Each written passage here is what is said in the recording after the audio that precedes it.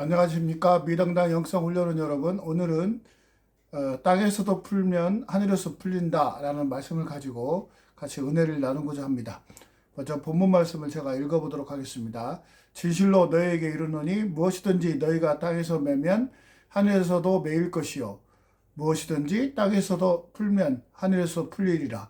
진실로 다시 너희에게 이르노니 너희 중에 두 사람이 땅에서 합심하여 무엇이든지 구하면 하늘에 계신 내 아버지께서 그들을 위하여 이루게 하시리라.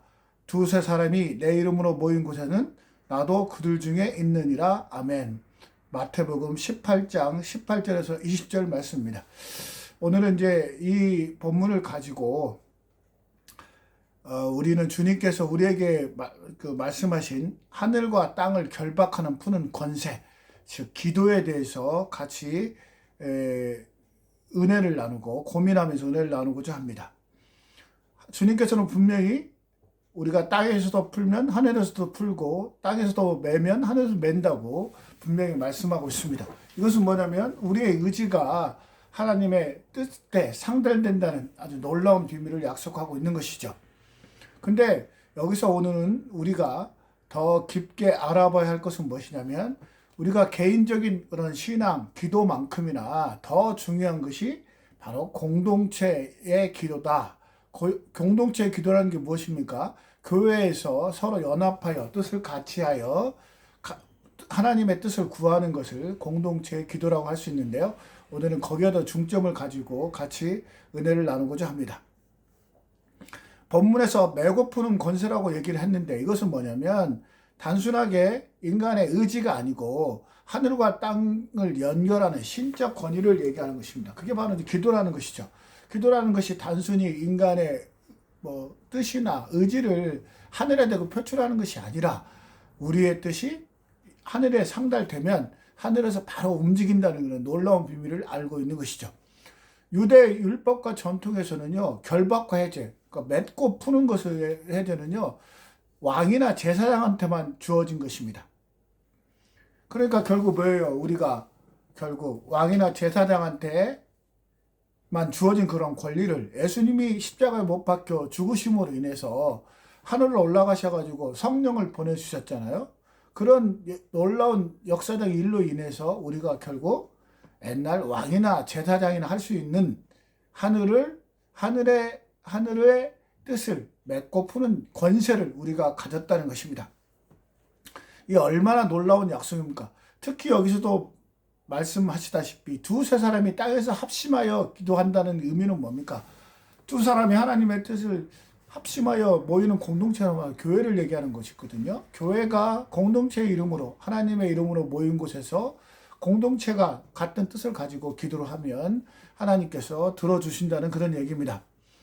교회를 뜻하는 용어는 헬라어로 에클레시아입니다. 에클레시아는 원래 고려 그리스에서 헬라에서 불려나감, 그러니까 소집된 자들, 그러니까 어떤 안건을 처리하기 위해서 이렇게 사람들을 불러잖아요. 그 부른 사람들의 모임을 바로 에클레시아라고 했었어요. 도시국가에서 이제 각자의 이해관계가 있는데 어떤 의사결정을 해야 되잖아요. 그러면 도시민의 대표를 불러야 되겠죠. 그 도시민의 대표를 부르는 경우 그 모임 자체를 에클레시아라고 했습니다. 근데 신약 성경에서 이 에클레시아는 뭐예요? 하나님을 믿는 백성들이 모여서 이루는 공동체, 즉 교회를 얘기하는 것입니다. 에클레시아는 이제 신약 성경 전반에 걸쳐서 나타나죠. 특히 초대교회 모임과 공동체에 신자들이 모여 있는 것은 결국 에클레시아라고 교회라고 보시면 됩니다. 특히 사도행전 1장 8절 9절에서 예수님께서 승천하시고 성령을 보내주시고요. 바로 2장에서 오순절 다락방에서 기도할 때 성령이 불같이 임하잖아요. 그때부터 사람들이 모여서 합심해서 기도하고 또 떡을 떼고 나누고 교제하면서 또 드디어 이제 이웃사람에게 전도를 하는 그런 형태의 모양을 띠게 되거든요. 바로 그것이 교회의 기원이라고 볼 수 있습니다. 사도행전 1장 8절에서 9절에 이렇게 기록되어 있죠. 오직 성령이 너희에게 임하시면 너희가 권능을 받고 예루살렘과 온 유대와 사마리아와 땅끝까지 이르러 내 증인이 되리라 하시니라. 이 말씀을 마치시고 그들이 보는데 올려져 가시니 구름이 그를 가려 보이지 않게 하더라. 사도행전 1장 8절에서 9절은요. 예수님께서 우리에게 지상 명령을 내리시고 너에게 성령이 임하면 뭡니까? 너희가 권능을 받는다고 그랬어요. 권능을 받고 그 권능을 가지고 뭡니까? 예루살렘과 온 유다와 사마리아 땅끝까지 이르러 내 증인이 돼. 내 증인이 된다는 게 뭡니까? 예수님의 복음을, 그러니까 예수님께서 이제 성육신에서 이 땅에 내려오셔가지고요. 하늘로 올라가신 그 장면을 증인이 되는 것이죠. 그게 뭐 예수님을 전달하는 것이죠. 그래서 그리고 나서 뭐예요? 성령을 내려 보내주셨잖아요. 그래서 이 성령의 권능은 개별적이고 공동체적인 속성을 가지고 있어요. 이제 개별이 모여서 전체가 되고 전체가 되는 것이죠. 전체가 힘을 발휘하게 되는데 특별히 뭡니까?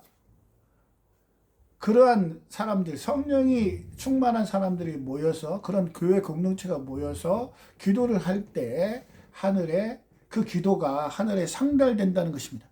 그래서 하늘의 권위와 실제로 임재하는 하늘나라가 이 땅에 임하는 그런 놀라운 역사가 이루어진다는 것입니다.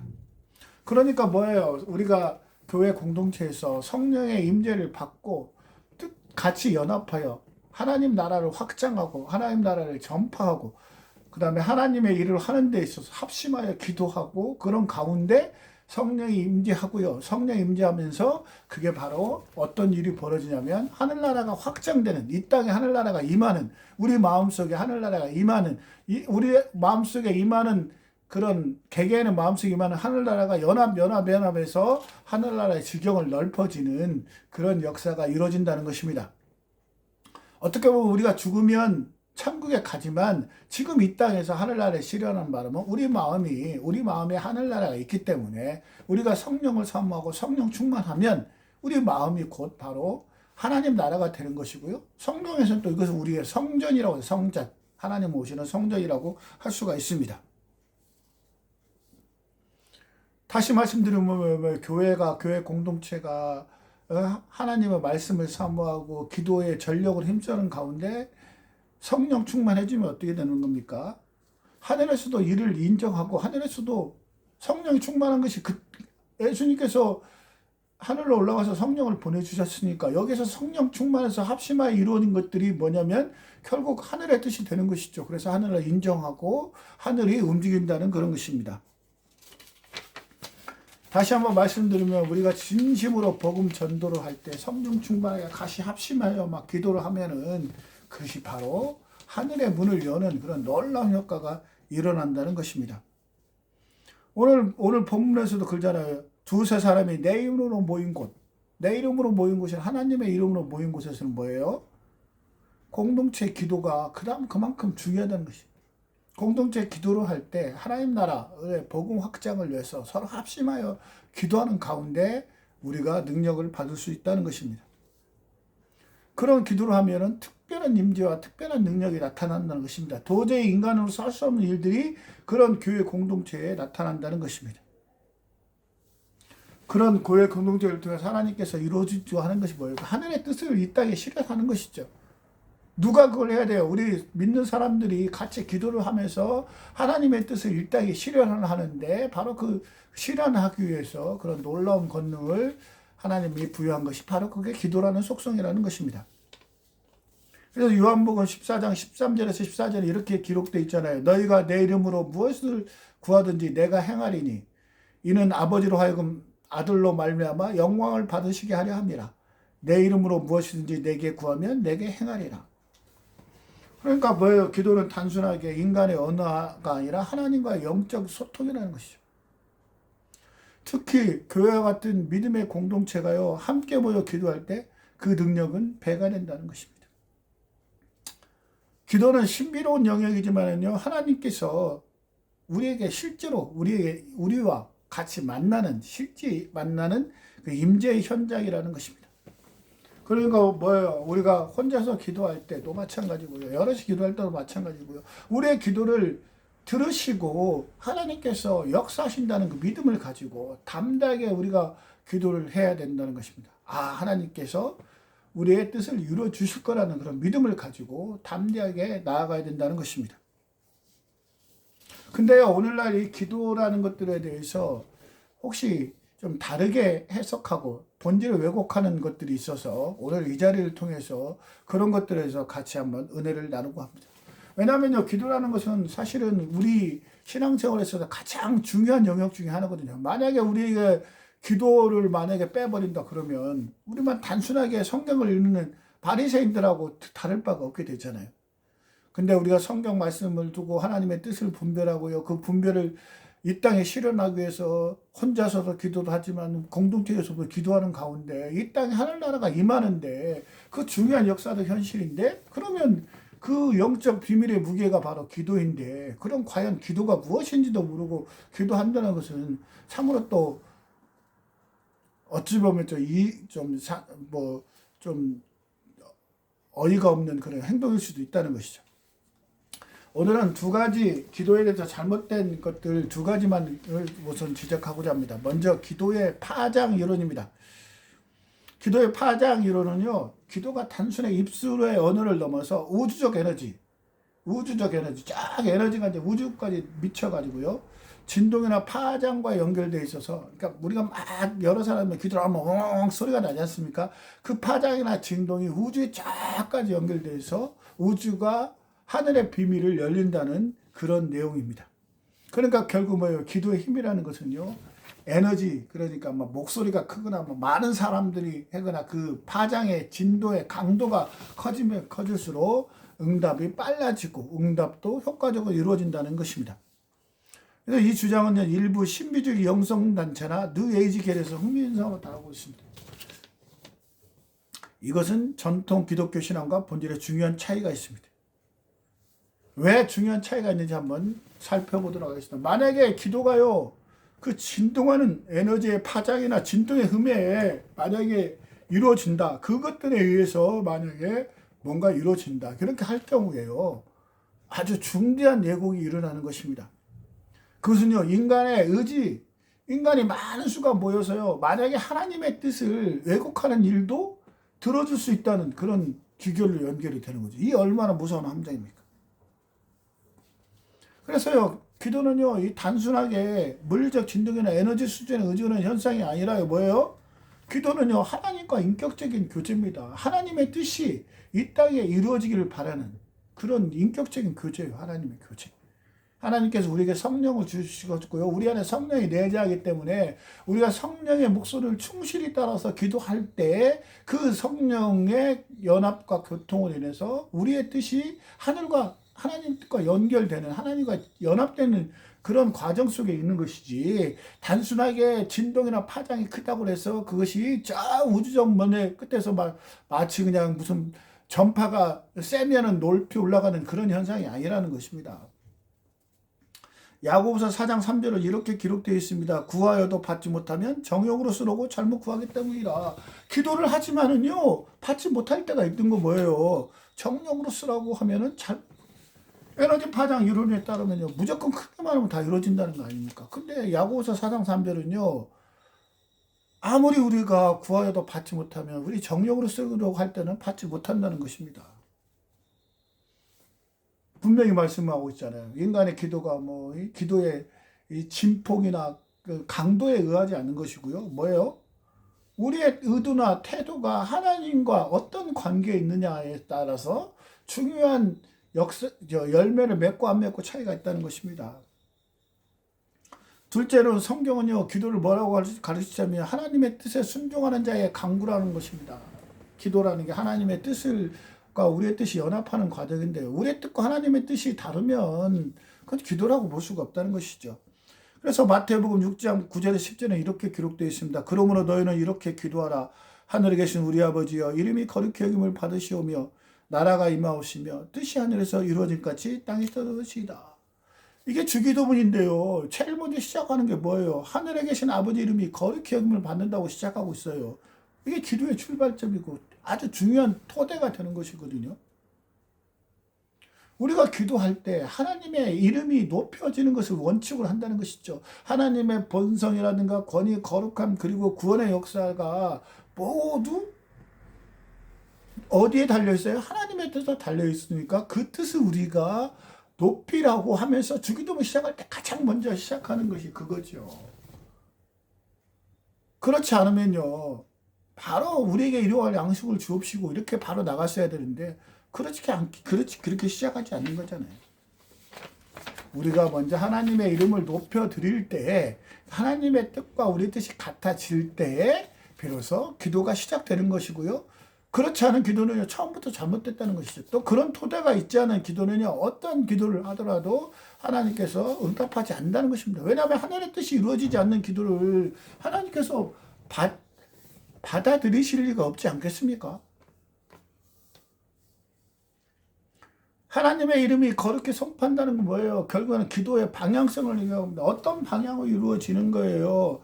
하나님의 뜻과 완전한 영광이 먼저라는 것입니다. 먼저. 그가 파운데이션, 그 토대가 이루어져야 그 나머지 기도의 그런 상세한 내용들이 이루어진다는 것입니다. 주기도문 전체는요, 처음부터 끝까지요, 하나님 나라, 하나님 중심, 하나님 나라 중심으로 되어 있습니다. 우리가 기도하는 것이요, 결국 하늘의 뜻을 구하는 거고, 하늘의 뜻이 우리 뜻과 같아지기를 원하는 것이고요, 하늘의 뜻이 이 땅에 내려오는 것이죠. 하늘의 뜻이 이 땅에 내려온다는 뭐예요? 우리가 기도할 때 여기 성령 충만하고요, 성령 충만하면요, 이 땅에 여기 하나님, 내 마음에 하나님 나라가 생기는 거예요. 내 마음에 하나님 성전이 되는 거예요. 이 성전들이요, 하나, 둘, 셋, 넷, 다섯, 100명, 수백 명, 수천 명, 수억 명이 모이면요, 여기가 바로, 여기가 하나님 나라가 여기 임하는 것입니다. 그래서 요한일서 5장 14절 어떻게 기록되어 있어요? 그를 향하여 우리가 가진 바 담대함이 이것이니 그의 뜻대로 무엇을 구하면 들으시니. 우리가 담대히 나아갈 수 있는 것은 뭐냐면요, 우리의 뜻이, 우리가 지금 구하는 기도가요, 하나님 뜻과 같다는 그런 전제가 깔려 있는 것입니다. 우리의 뜻과 하나님의 뜻이 같지 않다면요, 우리가 담대히 나갈 수가 없어요. 왜냐하면 여기 성령의 음성이, 우리가 성령이 그 내 안에 반응하지 않기 때문에 그렇습니다. 다시 말씀드리면 뭐예요? 기도라는 것은요, 우리의 뜻을 구하는 것이 아닙니다. 하나님과 동행하면서 그분의 뜻을 이루는 통로로서의 기도가 중요한 것이죠. 그래서 이제 기도의 파장이론은 뭐예요? 기도의 신비성. 야, 우리가 기도하면 무엇이든 이루어지는 거야. 만약에 비가 오지 않는데 비 오라고 해. 우리가 많이 모여서 기도를 해. 그러면 비가 올 거야. 물이 불하게 무엇이 떨어졌어. 집단 전체가 막 끝치고 깽가리치고 막 토성문화를 하고 막 파장을 일으키면 그런 그 에너지 파장이 하늘에 상달돼서 우리의 필요한 것을 떨어질 거야. 이렇게 얘기하는 것이죠. 이것은 성경에서 가르치는 기도하고는 전혀 다른 겁니다. 에너지만 크다고 해서 하늘에서 움직여지는 게 아니라는 것이죠. 뭐예요? 하늘의 뜻과 우리의 뜻이 같이 이루어지는, 개인의 뜻도 마찬가지면 집단 공동체의 뜻이 같이 이루어져야, 연결이 돼야, 같아져야 하늘에서 응답하신다는 것입니다. 성경은 분명히 기도가 영과 진리로 이루어졌다고 가르치고 있습니다. 요한복음 4장 24절에 이렇게 기록되어 있죠. 하나님은 영이시니 예배하는 자가 영과 진리로 예배할지나. 이게 무슨 말이에요? 예배가 뭐예요? 예배가 말씀과 기도 아닙니까? 영과 진리로, 하나님의 성령과 진리로 하지 않으면요, 그런 기도나 예배는 의미가 없다는 것입니다. 또 하나의 기도의 잘못된 생각 중에 하나가 영지주의적 관점입니다. 영지주의는요, 고대에서 유래한 사상이죠. 고대.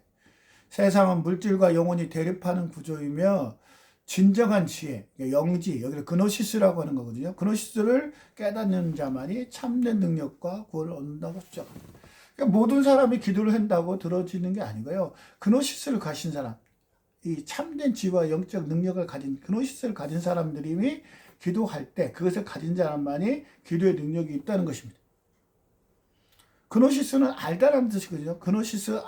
그노시스는 알다라는 기그노스코에서 파생된 명사를 깊은 이해나 깨달음을 의미하죠. 그노시스. 그러니까 깊은 이해나 깨달음이 있는 사람이 기도를 할 때 기도 응답이 된다는 것이죠. 그러니까 뭐예요? 이 기도가 단순한 청원이나 믿음의 표현이 아니라 우주 내에 잠재되어 있는 신성한 지식과 연결된 능력을 발휘하는 영적인 능력, 신성한 지식의 그런 힘을, 그 깨달은 사람들이 그것과 연결돼서 기도할 때 이루어진다는 것입니다. 그러면 어떻게 돼요? 기도가 특정한 사람의 전유물이 되잖아요. 엘리트, 이것만 가지고 있는 사람들만 기도할 수 있고요. 그런 사람의 기도만 응답이 된다는 것이죠. 근데 성경은 그렇게 말씀하고 있지 않습니다. 마태복음 7장 7절에서 8절은 그렇게 기록하고 있죠. 구하라 그리하면 너희에게 주실 것이요. 찾으라 그리하면 찾아낼 것이요. 문을 두드리라 그리하면 너희에게 열릴 것이니 구하는 이마다 받을 것이요. 찾는 이는 찾아낼 것이요. 두드리는 이에게는 열릴 것이다. 뭐에 되어 있어요? 구하는 이마다 다 받는다는 것은요. 특정한 사람들, 그노시스만 가지고 있는 사람이 응답을 받는다고 얘기하고 있지 않는 거예요. 모든 사람이 하나님의 뜻을과 합치하면 기도의 응답을 받을 수 있다는 것입니다. 모든 사람에게 열려 있어요. 모든 사람에게. 그들이 하나님의 뜻을 구한다고 하나님의 뜻을 하나님 나라를 확장하기 위해서 하는 기도는요. 들어주신다는 겁니다. 자기 개인의 욕심이나 무슨 물질적인 만족을 위한 기도는 아까 응답되지 않는다고 분명히 말씀드렸고요. 그래서 영적주의, 영지주의적 특정한 사람들만 가지고 있는 비밀스럽고 배타적인 그노시스만 가지고 있는 사람만 기도의 응답을 받는 것이 아니라는 것이 분명히 성경에서 얘기하고 있어요. 근데 우리가 이제 기도를 하다 보면 기도를 응답하지 않을 때가 있어요. 굉장히 침묵하고 어렵고 그런 두려운 순간이 있거든요. 그러면 이것을 우리가 어떻게 해석을 해야 될 것인지에 대해서 또 우리가 고민스러운 부분이 있죠. 그 부분에 대해서 다시 한번 우리가 똑같이 은혜를 한번 나눠보자 합니다. 16세기 후반에는요. 스페인 카르멜에 사주했던 십자가 요한은 어둠 밤이라는 책을 썼어요. 어둠 밤. 이 십자가 요한은요. 처음에는 요한이라는 이름이었는데 하도 이분이 그냥 너무 거룩하고 영성이 풍부하니까 후세 사람들이 십자가의 요한이라고 불렀었죠. 대단한 그 영성을 가지고 있는 사람이라고 할 수 있죠. 여기서 십자가 요한에서 요한이 하는 말은 뭐냐면요. 하나님의 손길은 기쁨과 빛을 통해서가 아니라 슬픔과 어둠을 통해서 역사한다고 말씀하고 있습니다. 이러니 않습니까? 기쁨과 빛을 통해서 하나님 역사가 일어나는 게 아니라요. 어둠과 슬픔을 통해서 하나님의 손길이 이루어진다는 것입니다. 이게 무슨 말이냐면요. 우리가 기도 생활을 시작하면서 영적인 생활을 시작하면서 신앙 생활을 시작하면서요. 반드시 어둠 밤을 거쳐야 영적인 성숙이 이루어진다는 것입니다. 우리가 처음에는 막 기쁨으로 하나님을 찬양하고 기도하고 말씀하고 응답받고 막 그런 거 있지만 어느 순간 하나님이 침묵하시고 대답하지 않으시고 우리가 너무 곤고하고 어려운 상황에 처해 있는데 그러한 순간이 하나님께서 우리를 시험하는 것이 아니라 그게 그 단계를 거쳐야 우리가 영적 성숙을 이루어내는 거고요. 마치 아이가 자라서 어른이 되듯이 신앙의 어른이 되셔서 하나님의 비밀을 더 깊이 깨달을 수 있다는 것입니다. 그러니까 뭐예요? 기도의 비밀이라는 것은요. 단순하게 우리의 바람이나 욕망을 표현하는 것이 아니라 이 깊은 밤을 지나면서 우리가 무엇을 깨닫는 거예요? 우리가 이제 어둠 깊은 밤을 거면서 끊임없이 하나님 앞에 묻고 계속 기도하는 가운데 우리가 어떻게 되는 거예요? 이제 하나님의 뜻이 무엇인지 우리가 깨닫게 된다는 것이죠.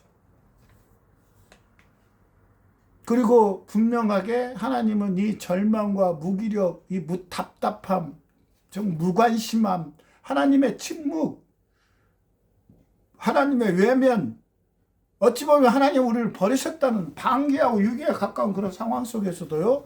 우리가 하나님을 신뢰하면서 계속 기도할 수 있는 힘이 바로 우리가 어두운 밤을 통과해야 된다는 것입니다. 왜냐하면요. 끝내는 결과는 하나님께서 우리의 기도를 응답해 준다는 건 믿음이 있기 때문에요. 아무리 어렵고 힘들고 지루하고 답답하고 무기력하고요.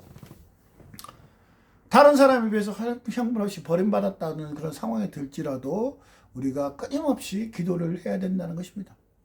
그런 과정이에요.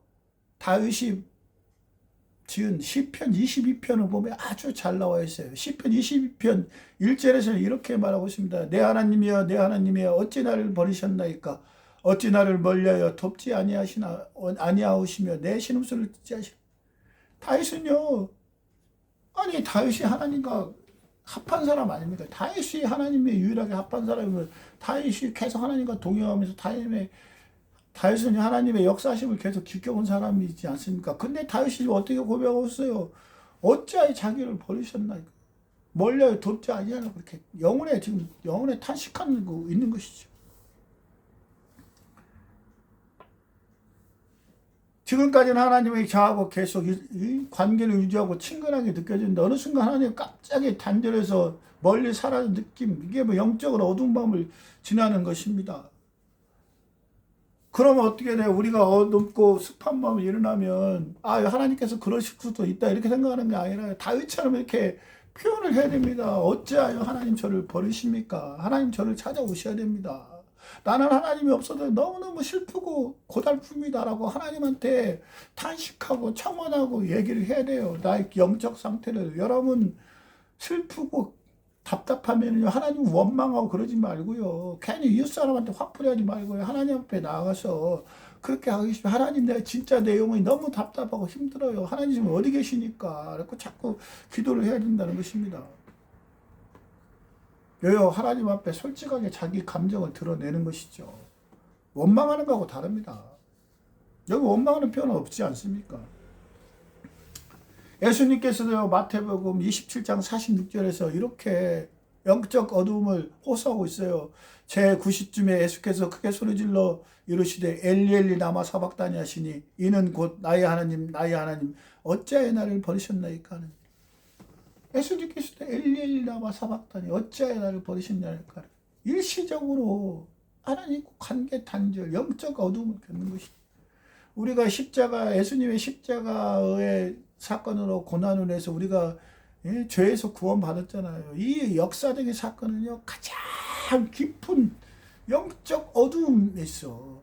예수님이 어쩌면 절망에 가까운 그런 절규하는 목소리 가운데 이루어졌다는 것을 여러분 그걸 아셔야 돼요. 여러분 기도 생활도 마찬가지. 어쩌면 기도가요 이루어지기 직전까지는요 마치 새벽이 오기 전에 밤이 엄청 깊듯이 우리의 영적 상태도 무지하게 무기력하고 절망스러울 수도 있습니다, 여러분. 그때 어떻게 해야 돼요, 우리가? 끝까지 하나님을 신뢰하고요. 계속 기도해야 됩니다. 하나님, 나 너무너무 슬프고 억울하고 분합니다, 하나님. 그러니까 뭐예요? 우리가 결국에는 절망하고 어두운 밤은 뭐예요? 그게 신앙의 끝자락이 아니라 그때부터 다시 우리가 정말로 기도해야 되는, 이제 우리가 더 하나님을 더 찾게 되는, 하나님을 더 깊이 알게 되는 그런 성숙의 단계라는 것을 꼭 기억하고요. 그런 과정에서 더 기도하고 더 그냥 말씀에 순종하면서 살아갈 때 우리에게 이제 놀라운 하나님의 응답이 기다리고 있다는 것입니다. 그 영혼의 밤은요 절대 영원하지 않고 일시적인 거예요. 일시적인. 또 누구나 다 거쳐가는 것입니다. 하나님. 우리 하나님 믿으면 맨날 저 푸른 총 안에 그림 같은 집을 짓고 사는 사람이 아니에요. 우리 어쩌면 더 폭풍과 몰아칠 수도 있어요. 여러분 배가 항구에만 머물면 되겠습니까? 배는 어디로 가야 돼요? 항구? 이 항구에서 저 항구로 가야 되죠. 우리가 배를 타고 만약에 미국으로 간다고 했을 경우에 그 배가 그러면 안전하게 가는 게 아니지 않습니까? 수많은 폭풍이 치고 해일이 몰아치고 파도가 쳐도 어떻게 해요? 우리가 배에 있는 한 어떻게 해요? 미국으로 완전히 갈 수 있다는 믿음이 있기 때문에 그 배를 타는 거 아닙니까? 그 믿음이 없으면 우리가 어떻게 배를 타요? 못 타죠. 우리가 비행기 타고 미국을 가는데 인천공항에서 비행기를 타요. 근데 가다가 떨어질 거라는 생각이 들면 우리 비행기 탈 수 있습니까? 못 타죠. 내가 탄 비행기가 안전하게 미국으로 갈 수 있다는 믿음 때문에 우리가 비행기를 타는 거 아닙니까? 마찬가지입니다. 하나님을 믿는 것도요. 우리가 하나님을 믿으면서 하나님께서 나를 안전하고 소원의 항구로 데려갈 거라는 믿음을 가지고 가는 거죠. 가다가 비행기가 흔들리면 아이고 깜짝깜짝 놀라기도 하고 왜 이렇게 흔들리나? 그렇게 얘기할 수도 있어요. 그게 괜찮습니다. 우리도 하나님 믿으면서 하나님 어찌하여 나를 버리셨습니까? 이렇게 하나님한테 호소하고 탄원할 수 있어요. 그것도 괜찮습니다. 다윗도 그랬지 않습니까? 그게 중요한 거 아니죠. 그 당시에 또 가서 그냥 막 하나님을 원망하고 말이야. 이스라엘 백성처럼 트레그만 이스라엘 백성처럼 차라리 우리가 애굽으로 돌아가는 게 낫겠다는 둥 이렇게 하면은 하나님께서 반드시 우리에게 그 불평과 불만 원망에 대한 대가를 지불하게 하시는 겁니다. 그럴 때 우리가 어떻게 해야 돼요? 정말로 더 하나님을 신뢰하는 그런 믿음이 필요한 것이죠. 이거는 교회 공동체도 마찬가지입니다. 교회 공동체에서도요, 날마다 하나님의 뜻이 이루어질 수도 있겠지만요, 하나님께서 또 영적 성숙을 위해서 교회 공동체를 위해서 또 침묵하실 때도 있습니다. 그럴 때 어떻게 해야 돼요? 아이고, 하나님께서 우리 교회를 떠났나 보다. 그게 아니라요. 어떻게 해야 돼요? 더욱더 하나님한테 매달리고 더욱더 모이기를 힘쓰고요. 분명히 하나님이 더 큰 역사가 있을 거라는 믿음을 가지고 계속해서 기도해 나간다는 것입니다. 시편 34편 18절에 이렇게 기록되어 있어요. 여호와는 마음이 상한 자를 가까이 하시고 중심으로 통회한 자를 구원하시고. 여호와는 마음이 상한 자는 것이 삐뚤어진 사람이라는 걸 의미하는 게 아니에요. 하나님을 찾는 데 너무너무 갈급해서 지쳐갖고 쓰러지고, 그러면서 어떻게 진심으로 하나님, 제가 무엇을 잘못했습니까? 회개합니다. 하나님, 저를 다시 돌아오셔서 통회하는 자에게 구원하시는 거예요. 구원하시는. 그렇죠. 우리는 때때로 하나님 우리 기도 응답받지 않는다고 느낄 때가 있어요. 하지만 하나님께서는 우리가 기도가 응답되지 않은 순간에 결코 외면하거나 거절하지 않으십니다. 그런 순간은 어떻게 해요? 우리라도 하나님도 더 좋은 것을 준비한다는 그런 믿음을 가지고 있어요. 하나님께서 막 당연한 거, 야, 어따마 좀만 기다려라. 내가 너를 위해서 일할 시간을 줘야 되지 않느냐. 하나님께서 일하시고 계신다는 거. 로마서 8장 28절 이렇게 기록되어 있죠. 우리가 알거니와 하나님을 사랑하는 자, 곧 그의 뜻대로 부르심을 이룬 자들은 모든 것이 합력하여 선을 이루고. 당장 이해하지 못하는 상황 속에요. 하나님은 선한 뜻을 위해서 열심히 일하고 계신다는 걸 믿어야 돼요. 합력하여 선을 이룬다고 하셨잖아요. 우리가 인내로서 기다려야 됩니다. 왜 그럴까요? 하나님의 뜻과 우리 뜻은 다릅니다. 우리가 하나님의 뜻과 같을 수가 없어요. 그래서 이사야 55장 8절에서 9절은 이렇게 기록되고 있습니다. 이는 내 생각이 너의 생각과 다르며 내 길은 너의 길과 다름이니라. 여호와의 말씀이니라. 이는 하늘이 땅보다 높음 같이 내 길은 너의 길보다 높으며 내 생각은 너의 생각보다 높음이니라. 우리가 뱁새라면 하나님은 황새라는 겁니다. 어떻게 뱁새가 황새의 뜻을 알 수가 있겠습니까? 하늘의 뜻이 훨씬 더 고귀하고요, 더 완전하고요, 더 좋은 겁니다. 그러니까 우리가 기도가 응답되지 않은 그런 순간에도 하나님께서 열심히 일하고 계시는 거고요. 그 열심히 일하는 게 뭐예요? 더 좋은 것을 주기 위해서, 더 나은 것을 이루기 위해서 그렇게 한다는 것입니다. 그러니까 우리가 기도할 때 이루어지지 않는다고 해서 어떻게 실망하면 안 되는 거지. 더 기도해야 되는 거지. 내가 모르는 하나님의 뜻이 있겠지. 내가 하나님의 뜻을 분별할 수 없으니까. 이 작고 천한 나의 뜻이 하나님 뜻이 합당할 때까지, 우리가 하나님의 뜻을 알 때까지 더 기도해야 된다는 것입니다. 그러면은요, 가장 좋은 때 하나님께서 응답하신다는 것입니다.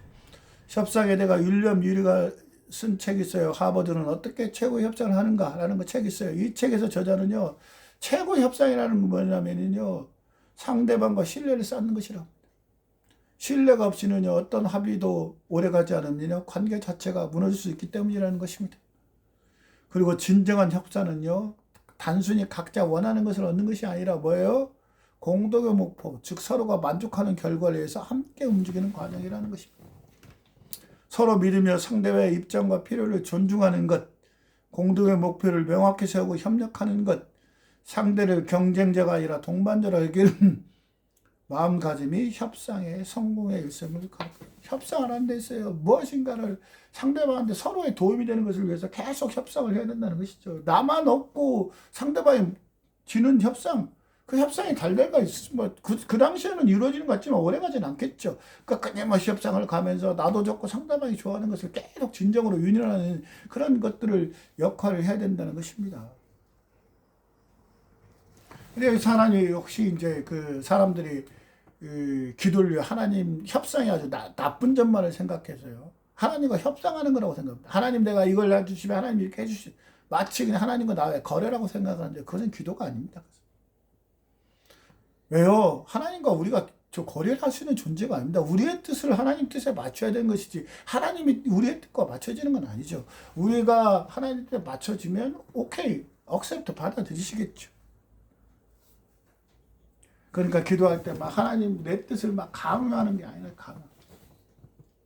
심지어 인간의 협상도요, 상대방과 서로 유인하는 그런 관계임에도 불구하고요. 우리는 일방적으로 하나님한테 이거 주세요, 저거 주세요 라는 것은 그 기도가 아니라는 것입니다.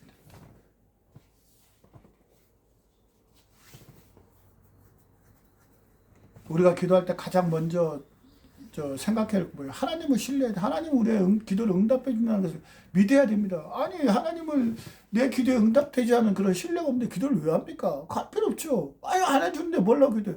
하나님께서 분명히 우리 기도를 들어주실 것이고요. 하나님 우리를 위해서 좋은 것을 주시는 분이 완전한 분이라는 것을 우리가 믿어요. 그래 그분의 성품, 그분의 완전하심, 그분의 흔없음, 그분의 거룩함 우리가 믿고 기도하는 겁니다. 하나님은요 우리가 원하는 것을 무조건 주시는 분이 아니라는 것을 꼭 기억을 해야 됩니다. 무조건 주시지 않아요. 하나님이 보시기에 우리 만약에 주었을 때 우리가 더 좋지 않으면 하나님께 주시지 않습니다. 하나님은요 우리가 가장 완전하고 가장 좋은 것을 위해서 계속해서 노력하고요. 왜냐하면 우리보다 훨씬 더 지혜로우신 분이니까요. 우리가 뭐가 필요한지 다 아시는 분이죠. 그러니까 우리가 A를 달라고 할 때 B를 주는 것은요 우리에게 A보다는 B가 좋기 때문에 B를 주신다는 것입니다. 그래서 우리가 응답되지 않을 때도 하나님께서 좋은 것을 주시겠다고 이렇게 얘기하고 기다려야 되는 거고요. 하나님과 우리 A를 달라고 할 때 B를 줬잖아요. 그럼 하나님 감사합니다. 받아들이면 되는 것입니다. 그런 신뢰관계가 있지 않은 한요 절대 기도의 응답이라는 게 있을 수 없고요. 그 응답이라는 게 무슨 의미가 있겠습니까? 그게.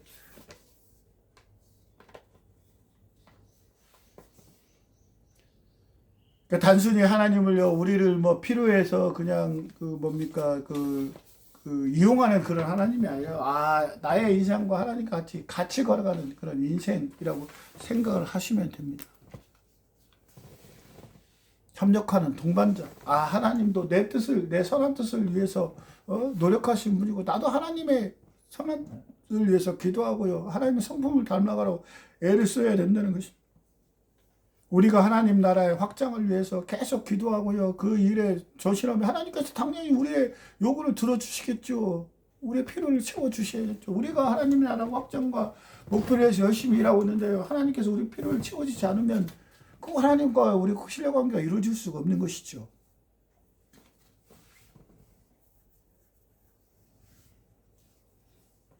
왜요? 하나님은 창조주시기 때문에 만세전부터 만물을 다스리는 주권자예요. 하나님이 절대 주권이 있다는 것이죠. 시편 115편 3절에 이렇게 기록되어 있습니다. 오직 우리 하나님은 하늘에 계셔서 원하시는 모든 것을 행하셨나이다. 하나님께서는요 완전하셔서 하나님 원하시는 일을 할 수 있어요. 근데 왜 우리 인간을 사용하시는 거예요? 인간을 통해서 하나님의 영광을 받기 위해서 그렇습니다. 하나님의 영광.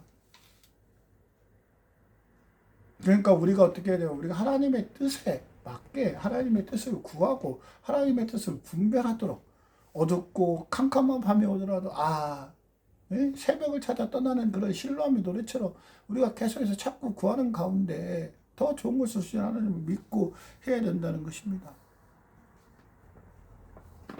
다시 말씀드리면요. 기도는 협상의 과정이 아닙니다. 거래 관계가 아니에요. 우리가 하나님의 뜻을 묻고 하나님의 뜻을 순종하는 그런 과정이라는 것입니다.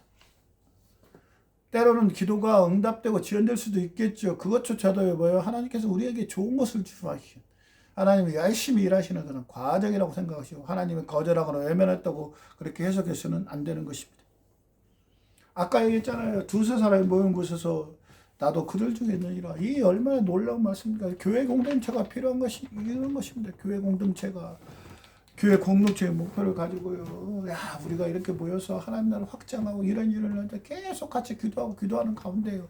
그럼 어떤 일이 벌어져요? 하나님께서 그것들을 들으신다고 하셨잖아요.